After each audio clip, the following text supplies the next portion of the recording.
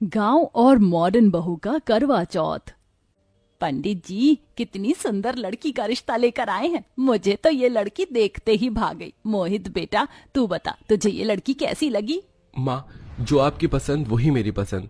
वैसे माँ, मैं तो छोटा हूँ, मुझसे पहले तो अनिल भैया की शादी होनी चाहिए। बेटा, मैं तो इसे समझा समझा कर थक गई हूँ। अब तू ही समझा। जब भी शादी का नाम लूं तभी इसका मुंह बन जाता है। ना जाने इस जन्म में शादी करेगा भी या नहीं। ऐसा नहीं है माँ, मैं शादी करूंगा पर अभी नहीं। लेकिन क्यों भैया, क्या आपको कोई लड़की पहले से ही पसंद है? अगर ऐसी बात है अनिल, बता मुझे। मैं तेरी शादी उसी लड़की के साथ करवाऊंगी। कम से कम तेरा घर तो बसे। मुझे एक लड़की पसंद तो है, उसका नाम सुनीता है। लेकिन वो हमारी तरह शहर की रहने वाली नहीं है, बल्कि वो गांव से है और हमारी तरह ज्यादा पढ़ी लिखी भी नहीं है। जब लास्ट टाइम मैं एक प्रोजेक्ट के सिलसिले में गांव गया था, तब मेरी मुलाकात सुनीता से हुई और कब ये छोटी सी मुलाकात प्यार में बदल गई मुझे पता ही नहीं चला। अगर तू उस लड़की से इतना ही प्यार करता है तो मुझे इस रिश्ते से कोई एतराज नहीं है। मैं तेरी और मोहित की एक साथ ही शादी करवाऊंगी। अपनी माँ सुमित्रा की बात सुन अनिल काफी खुश होता है, जिसके बाद सुमित्रा गांव जाकर सुनीता के माता पिता से बात करती है और अपने दोनों बेटों की शादी एक ही दिन रख देती है।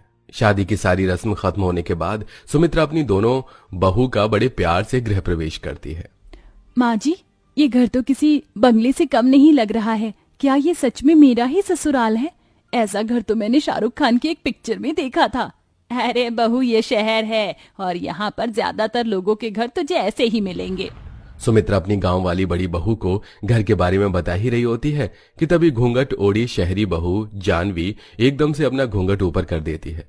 शहर से होने की वजह से जानवी ने अपने लहंगे का ब्लाउज भी कट स्लिप बनवाया था, जिसे देख सुनीता अपने मुंह पर हाथ रख लेती है। ही राम, देवरानी जी, ये आपने कैसे कपड़े पहने हुए हैं? या चुन्नी पहनकर आ गई हैं? माँ जी, आपने देवरानी जी से कुछ कहा नहीं?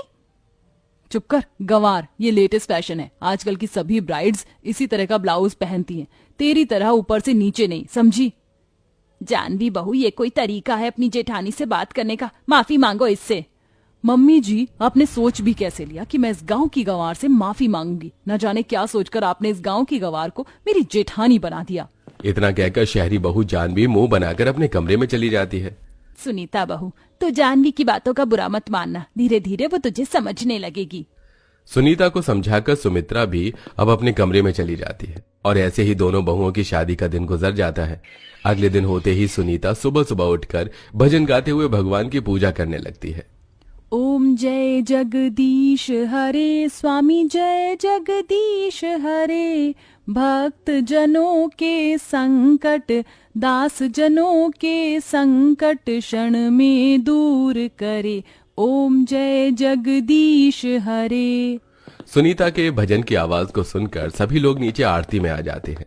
वहीं अपने कमरे में सो रही जानवी की भजन से नींद खराब होने लगती है और वो गुस्से में उठकर सीधा नीचे आ जाती है। अरे जानवी, तुम आ गई? मैं तो आरती लेकर तुम्हारे कमरे में ही आ रही थी। ये लो, तुम भी आरती ले लो। अपनी ये आरती अपने पास रख। गवार, तुझे क्या सुबह सुबह कुछ और काम नहीं है जो ये भजन गाकर मेरी नींद खराब कर दी? इतनी मुश्किल से तो मुझे नींद आई थी। अगर अब तेरी भजन की थोड़ी बहुत भी आवाज आई ना तो तेरी जुबान काट के रख दूंगी, समझी? सुनीता के गांव से होने की वजह से जानवी को बिल्कुल भी पसंद नहीं करती थी। सुनीता अकेले ही घर की सारी जिम्मेदारी को भी संभालती है।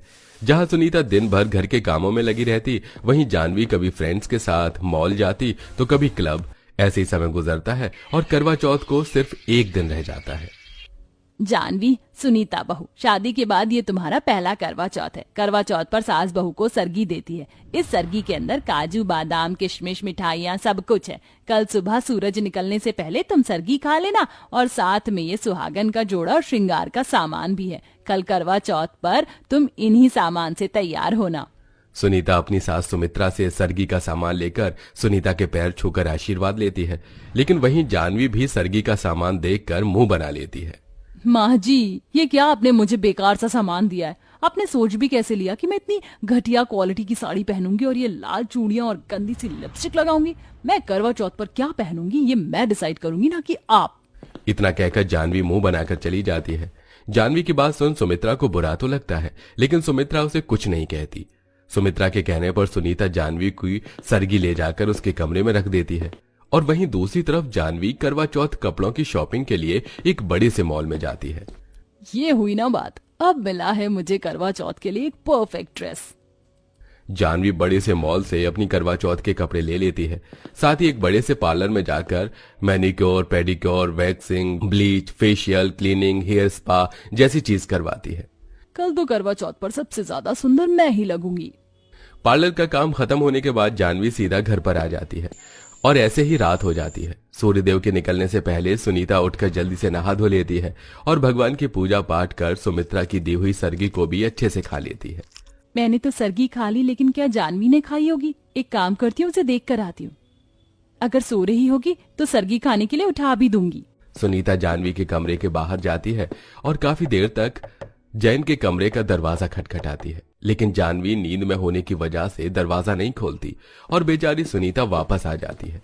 थोड़ी देर में सूर्यदेव दर्शन देते हैं और सरगी का समय खत्म हो जाता है। दोपहर के 12 बजे तक तो जानवी आराम से रह लेती है, लेकिन धीरे धीरे अब उसे भूख लगना शुरू हो जाती है। भूख के मारे मेरी जान निकली जा रही है। क्या चांद निकलने से पहले मैं कुछ खा नहीं सकती? नॉर्मल फास्ट में तो इंसान फ्रूट चिप्स तो खा लेता है, तो इसमें ये सब क्यों नहीं है? क्योंकि ये करवा चौथ का व्रत है और सभी शादीशुदा औरतें इसे अपने पति की लंबी उम्र के लिए रखती हैं। चुप कर गवार, भूख के मारे मेरी जान निकली जा रही है, ऊपर से तू है कि मुझे भाषण देने में लगी हुई है। जैसे जैसे शाम होने को आती है, गांव वाली बहू अपनी सास की सरगी में दी हुई साड़ी पहनकर तैयार हो जाती है। अरे बहू, मैं तो करवा चौथ की पूजा का चित्र लेकर आ गई थी, लेकिन तूने तो इसे अपने हाथों से ही बना दिया। माँ जी, हमारे गांव में सभी औरतें अपने हाथों से ही करवा पूजा का चित्र बनाती थी। मैंने उन्हीं को देखकर ये सीखा है। सुनीता बहू, थोड़ी देर में मोहल्ले की सारी औरतें करवा चौथ की कथा सुनने के लिए आ जाएंगी। एक काम कर, तू जाकर जानवी को बुला ले, दोपहर से सो रही है, ना जाने कैसा व्रत रखा है इसने। कोई बात नहीं माँ जी, पहला व्रत है ना, इसलिए धीरे धीरे जानवी को इसकी आदत पड़ जाएगी। सुनीता करवा चौथ की कथा के लिए जानवी के कमरे में बुलाने के लिए जाती है। जानवी अपने कमरे में लेटकर आराम से फोन चला रही होती है। जानवी, करवा चौथ की कथा सुनने का वक्त हो गया है, जल्दी से तैयार होकर नीचे आ जाओ। मेरे पास इतना फालतू का टाइम नहीं है कि मैं ये कथा सुनने के लिए नीचे आऊं। जानवी, करवा चौथ का व्रत रखने वाली हर औरत करवा चौथ की कथा सुनती है। बिना कथा सुने तुम्हारा व्रत पूरा नहीं होगा। अपना ये फालतू का ज्ञान अपने पास रखो, अनपढ़ गंवार कहीं की। तुम मुझे सिखाओगी? निकल जा मेरे कमरे से। अपनी जेठानी के लाख समझाने पर भी जानवी करवा चौथ की कथा सुनने के लिए नहीं आती और उसे बेइज्जत करके कमरे से निकाल देती है। जिसके बाद सुनीता अकेले ही सभी सुहागन औरतों के साथ बैठकर करवा चौथ की कथा सुनती है। जैसे जैसे शाम गुजरने लगती है, वैसे वैसे अब जानवी की भूख भी काफी बढ़ जाती है। अब इस भूख को मैं और बर्दाश्त नहीं कर सकती, मैं तो चली खाना खाने के लिए। जानवी चुपके से किचन में जाती है और फ्रिज में से खाने पीने की चीज निकाल कर खाने लगती है। अच्छे से पेट भर जाने के बाद जानवी अपने कमरे में आती है और तैयार हो जाती है। जहां करवा चौथ के दिन सभी सुहागनों ने लाल रंग का जोड़ा पहना था, वहीं जानवी काले रंग के बैकलेस साड़ी पहनकर सबके सामने आती है। जानवी बहू, तेरा दिमाग तो सही है, आज के दिन तूने ये पहना है, जानती भी है तूने कितना बड़ा अपशगुन किया है। अरे माँ जी, आप ये अपशगुन जैसी चीज कुछ नहीं होती है, और वैसे भी मुझे बैकलेस ब्लाउज बहुत पसंद है, इसलिए मैंने सबसे यूनिक और हटकर पहना है। थोड़ी देर में चांद निकल आता है। सुनीता छन्नी में से चांद को देख अनिल को देखती है और अनिल के हाथों से पानी पीकर करवा चौथ का व्रत पूरा करती है। वहीं मोहित अभी रास्ते में ही फंसा होता है। ट्रैफिक होने के चक्कर में मोहित एक शॉर्टकट रास्ता लेकर घर लौट रहा होता है कि तभी कुछ चोर मोहित की गाड़ी पर हमला कर देते हैं और मोहित को लूटकर उस पर चाकू से वार कर देते हैं। कुछ देर बाद उसी रोड से कुछ और लोग गुजरते हैं। मोहित को घायल देख वो उसे जल्दी से अस्पताल में भर्ती करवाते हैं। अस्पताल वाले मोहित की आईडी प्रूफ से उसके घर पर कॉल करते हैं। जैसे ही मोहित के घायल होने की बात उसके घर वालों को पता चलती है तो सभी लोग दौड़े दौड़े अस्पताल आते हैं। आज मेरे बच्चे की हालत है ना, उसकी जिम्मेदार सिर्फ तू है। अगर मेरे बेटे को कुछ भी हुआ तो मैं तुझे छोड़ूंगी नहीं। हे भगवान, मैं क्या करूं, ये मुझसे क्या हो गया? अगर मोहित को कुछ हो गया तो मैं जी नहीं पाऊंगी। इसीलिए कहते हैं जानवी, इतना भी मॉडर्न होना ठीक नहीं है। तुम्हें करवा चौथ के व्रत का बहुत अपमान किया, इसलिए करवा माता ने तुम्हें सजा दी है। लेकिन अभी भी देरी नहीं हुई है। अगर तुम करवा माता से अपनी भूल चूक की माफी मांग लो, सच्चे दिल से अपने पति की लंबी उम्र के लिए प्रार्थना करोगी, तो मोहित को कुछ नहीं होगा। सुनीता की बात मानकर जानवी करवा चौथ के व्रत में की हुई सारी भूलों की करवा माता से माफी मांगती है और अपने पति की लंबी आयु के लिए प्रार्थना भी करती है। थोड़ी देर में मोहित को होश आ जाता है, जिसे देख जानवी बहुत खुश होती है। इसी के साथ अब जानवी को अपनी गलती का एहसास होता है और सुनीता से माफी मांगती है और हर साल सुनीता के साथ सारी रस्मों को निभाते हुए अच्छे से करवा चौथ का व्रत करती है। दोस्तों, क्या आपके भी घर में कोई करवा चौथ का व्रत रखता है? तो उसका नाम हमें कमेंट में जरूर बताइएगा।